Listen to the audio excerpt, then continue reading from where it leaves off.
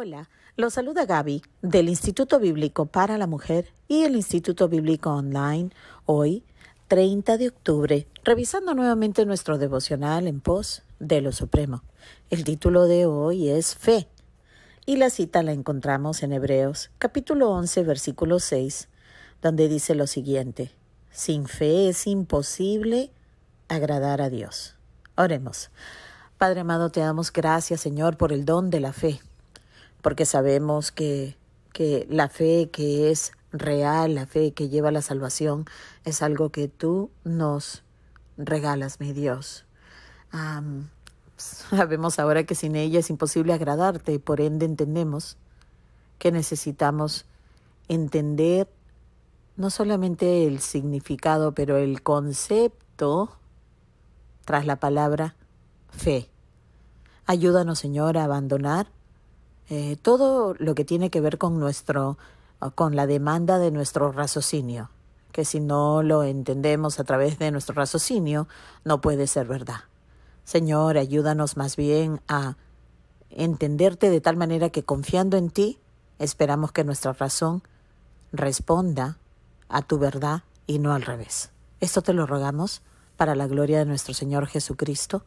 Amén y amén. Bueno, veamos este tema que puede parecer tan simple, sin embargo, es un tema espiritual, es un tema sobrenatural, ¿verdad? Es algo que no podemos entender separado, en realidad, de la iniciativa y la ayuda completa de Dios. Entonces, hagamos todo el esfuerzo necesario para rogarle a Dios que nos entienda, que nos explique, nos ayude a entender más bien el significado de la palabra fe. Dice así el hermano Oswald Chambers, autor del devocional: la fe, en oposición activa al sentido común, se convierte en fanatismo y no puede ir más allá de un simple emocionalismo errado. Escuchen, qué claro, que la fe, cuando se posiciona activamente, se pone más bien en oposición al sentido común, se convierte en fanatismo. O sea, esto es cuando nosotros pensamos que nuestra fe es casi como tirar por la ventana al sentido común. Es como lo que la gente llama como abandonar nuestra mente, porque Dios requiere de nosotros simplemente que le creamos, pero no es que Él nos está dando, digamos, la base para una fe legítima, sino que como si Él quisiera que nosotros dejemos de usar nuestra mente para poder confiar en Él. A esto se refiere cuando dice que la fe en oposición activa al sentido común se convierte en fanatismo y no va más allá de un simple emocionalismo errado. Por el contrario, el sentido común enfrentado a la fe es puro racionalismo y demuestra un distorsionado culto a la razón como base de toda verdad.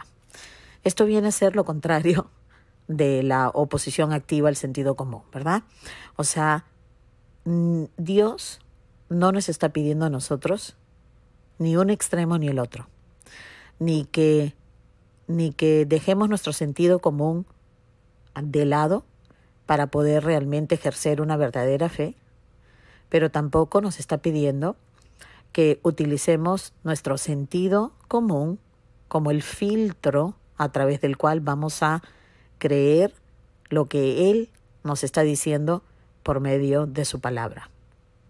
Lo ideal y lo que Dios desea para nosotros es que aprendamos a utilizar nuestra mente correctamente. Estamos hablando, por supuesto, acerca de un creyente, ¿no?, que tiene ya la mente de Cristo. Y estamos hablando acerca del ejercicio de la fe de una persona de fe, porque sin este ejercicio, que es como la confianza que va en incremento, es imposible que nosotros podamos agradar al Señor. Entonces, dice, la vida de fe coloca ambos elementos en su justo equilibrio. De esto trata la madurez, en el aprender a alimentar nuestra mente y aprender a razonar con Cristo como la prioridad, ¿verdad? Dice, en realidad el sentido común y la fe son tan distintos entre sí como la vida natural de la vida espiritual o los impulsos de la inspiración. Por ejemplo, nada de lo que Jesús dijo proviene del sentido común. Digamos, todo lo que Él nos informó y nos reveló no provenía de acuerdo a lo que Él iba viendo en el mundo, de acuerdo a lo que Él, de sus sentimientos o cómo Él se sentía, de acuerdo a una situación o a otra situación, no. Era completamente al revés, ¿verdad? Dice aquí que lo que Él decía no provenía del sentido común, que en sí mismo es limitado, ¿verdad? El sentido común, y también es deficiente, sino que Cristo se comunicaba del sentido de revelación, ¿no? Él vino a comunicarnos su doctrina, sino a comunicarnos lo que el Padre, quien lo había enviado, le había dado a comunicar. A esto se referiría entonces la revelación. Y miren, yo les quisiera compartir que en Juan capítulo 12, versículo 49, fíjense lo que Cristo Jesús le dice a la audiencia de judíos incrédulos con quien Él se estaba comunicando en este momento. Dice así, porque yo no he hablado por mi propia cuenta. El Padre que me envió, Él me dio mandamiento de lo que he de decir y de lo que he de hablar. Y sé que su mandamiento es vida eterna. Así pues, lo que yo hablo, lo hablo como el Padre me lo ha dicho. ¿Se dan cuenta?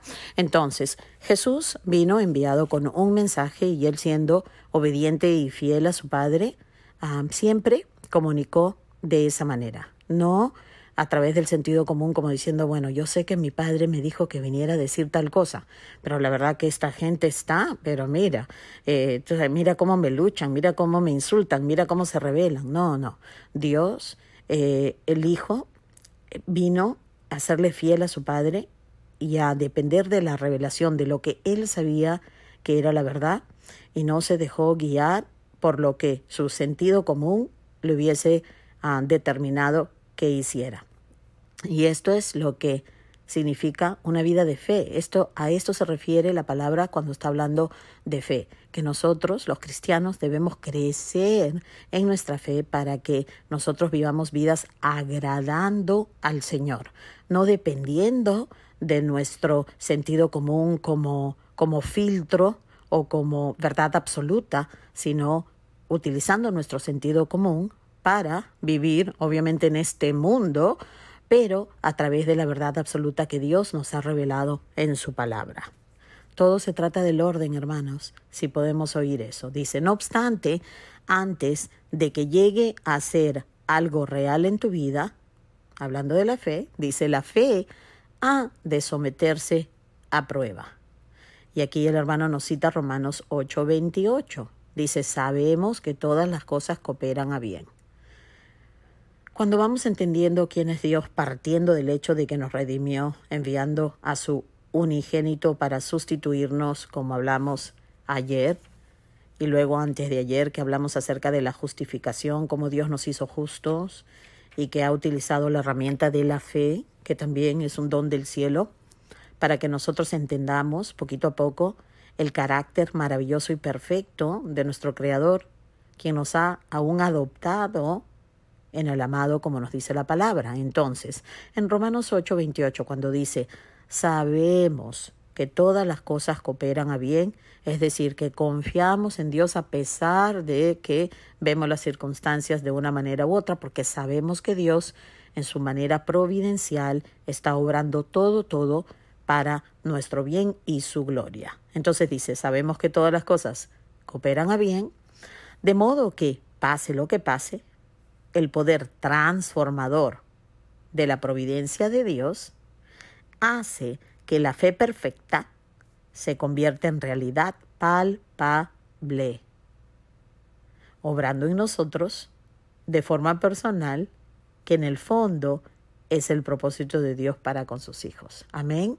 Dios está redimiendo todo lo perdido. Él nos ha comprado, estábamos en esclavitud del pecado, Él pagó por nosotros, nos compró, ¿verdad? Ahora nos ha sellado con el espíritu de su Hijo, ya estamos pagados, ya estamos completamente justificados, pero Dios ahora está utilizando esta herramienta, vamos a decir, de la fe, restaurando nuestra confianza en Él por medio de su Hijo Cristo Jesús, que es la máxima revelación de quién es Dios, ¿verdad? Dice, en la vida, para cada detalle del sentido común existe su equivalente en la revelación divina, lo que nos permite probar a través de la experiencia práctica aquello que creemos y afirmamos que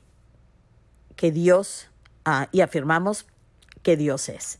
Entonces, nuevamente, alimentándonos de la palabra que nos va diciendo quién es Dios a través de la historia y de la constancia de su palabra, entonces nosotros vamos aplicando esta confianza en nuestra propia vida y vamos probando que realmente Dios es quien la palabra dice que es. Entonces, la fe es un principio activo que coloca siempre a Jesús en primer lugar. Miren qué lindo y qué simple. No es fácil, pero es simple. La fe es un principio activo, constante, que coloca siempre a Jesús en primer lugar. La vida de fe dice, Señor, tú lo has dicho, parece irracional, pero voy a seguir adelante con atrevimiento, confiando en tu palabra.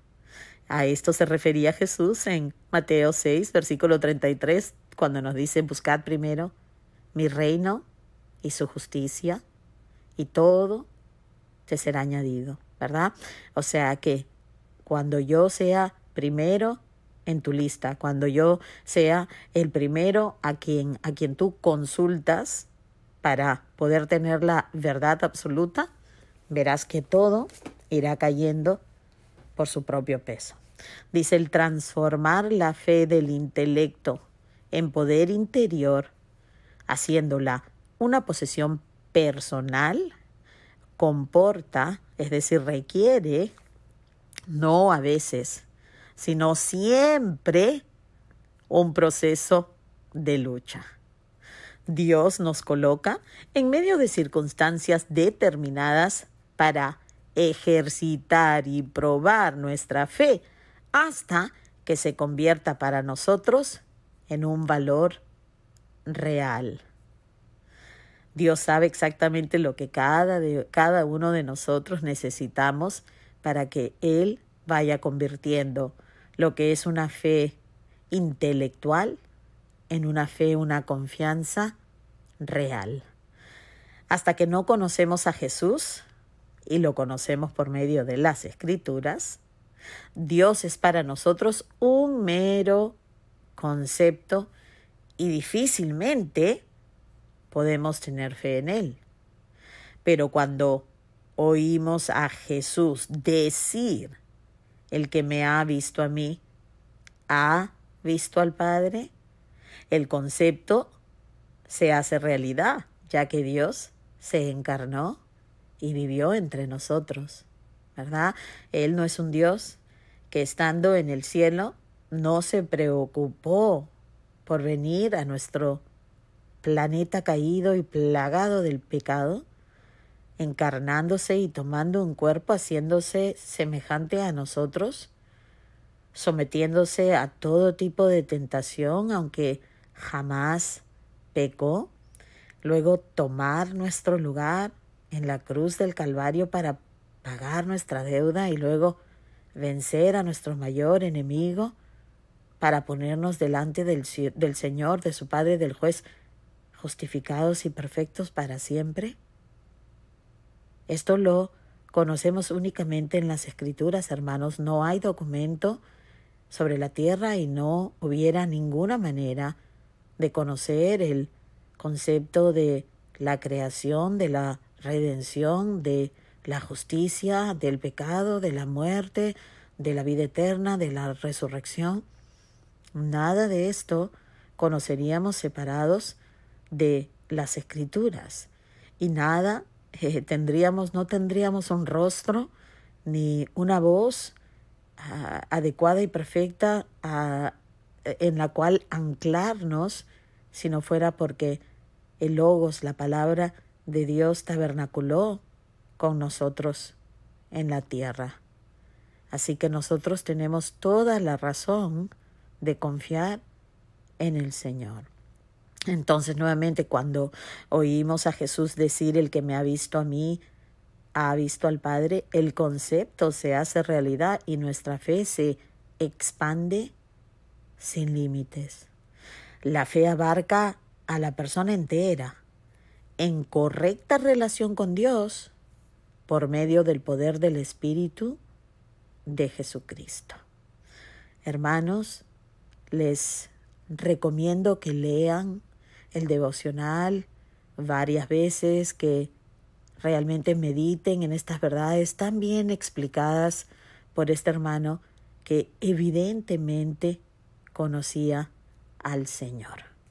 Este es un aporte para nosotros que muchas veces estamos carentes de un discipulado, no tenemos a un hermano mayor o a alguien, una hermana mayor que nos pueda servir de maestros, que nos puedan ayudar en el conocimiento de quién es Jesús, de cómo estudiar las Escrituras de modo que podamos conocer más al autor. Así que les recomiendo que lean el devocional varias veces, que busquen del Espíritu Santo para un entendimiento más claro y más profundo, para que todo esto realmente nos lleve hacia la madurez, para ser personas que caminamos por una verdadera fe y de esta manera vivimos vidas que agradan a nuestro Dios. Nosotros no somos dueños de la verdad. Nosotros somos simplemente mensajeros de la verdad. Bueno, veamos qué nos toca mañana. El título es La prueba de la fe. Vemos que vamos a ver si es una miniserie de pronto, que tanto me gustan las miniseries, pero bueno, igual todo tiene que ver con un entendimiento bíblico centrado y sano en Cristo. Me parece maravilloso el contenido de este devocional. Para mí ha sido como tener un compañero, una amiga durante años de mi vida, y puedo ver realmente el beneficio que ha traído, un beneficio espiritual y real a mi vida. Así que deseo que lo puedan compartir con otros, que sea una herramienta de administración para sus vidas. Y bueno, me despido deseándoles que pasen un lindo día y que Dios los bendiga.